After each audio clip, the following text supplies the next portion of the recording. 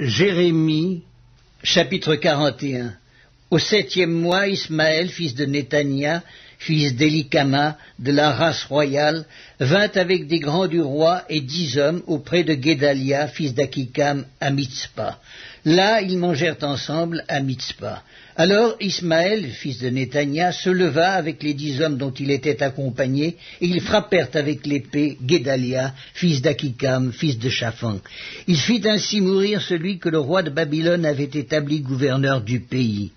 Ismaël tua encore tous les Juifs qui étaient auprès de Guédalia à Mitzpa, et les Chaldéens qui se trouvaient là, les gens de guerre.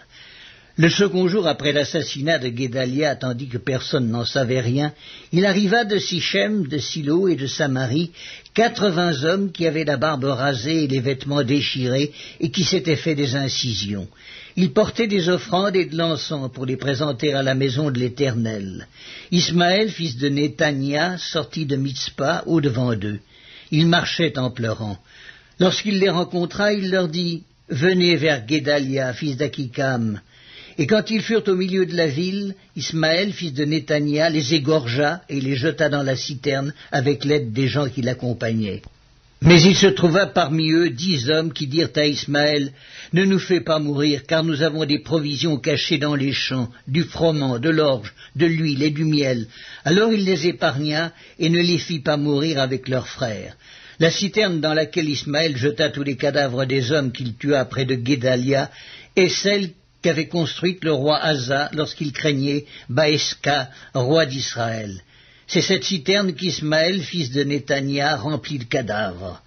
Ismaël fit prisonniers tous ceux qui restaient à Mitzpha, les filles du roi et tous ceux du peuple qui y demeuraient, et que Nebuzaradan, chef des gardes, avait confiés à Guédalia, fils d'Akikam. Ismaël, fils de Néthania, les emmena captifs et partit pour passer chez les Ammonites.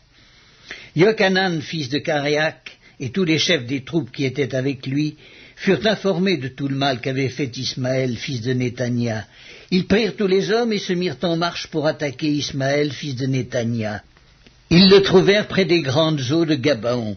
Quand tout le peuple qui était avec Ismaël vit Yochanan, fils de Karéak, et tous les chefs des troupes avec lui, il en eut de la joie. Et tout le peuple qu'Ismaël avait emmené de Mitzpa se retourna et vint se joindre à Yochanan, fils de Karéak. Mais Ismaël, fils de Nathania, se sauva avec 8 hommes devant Yochanan et alla chez les Ammonites. Yochanan, fils de Karéak, et tous les chefs des troupes qui étaient avec lui prirent tout le reste du peuple et le délivrèrent des mains d'Ismaël, fils de Néthania, lorsqu'il l'emmenait de Mitzpa après avoir tué Guédalia, fils d'Akikam. Hommes de guerre, femmes, enfants, eunuques, Yochanan les ramena depuis Gabaon. Ils se mirent en marche et s'arrêtèrent à l'hôtellerie de Kimham, près de Bethléem, pour se retirer ensuite en Égypte, loin des Chaldéens, dont ils avaient peur, parce qu'Ismaël, fils de Néthania, avait tué Guédalia, fils d'Akikam, que le roi de Babylone avait établi gouverneur du pays.